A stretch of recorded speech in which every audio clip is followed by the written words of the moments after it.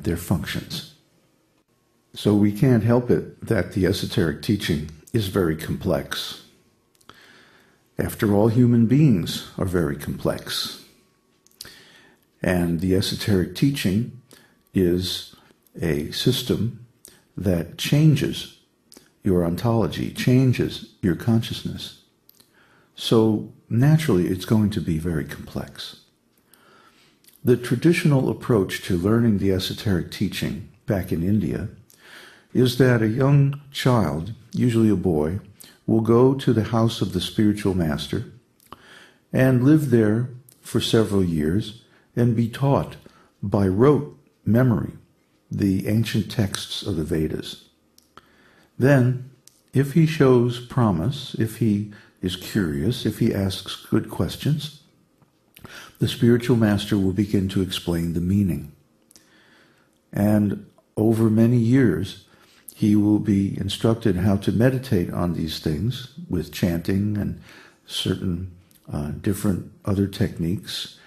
And by this, over many years, he will gradually come to understand the deep meaning of what was given to him in childhood. Now, obviously, we are not living in Vedic culture. In the West here, we're living in a rapacious, intense, materialistic atmosphere.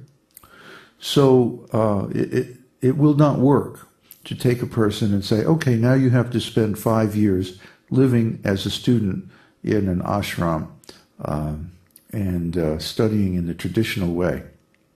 It's just not going to happen. So we have to find a new way, a way that works in this culture, to bring people into the circle of the esoteric teaching and to give them an idea of what is coming, give them a perspective on this huge body of knowledge.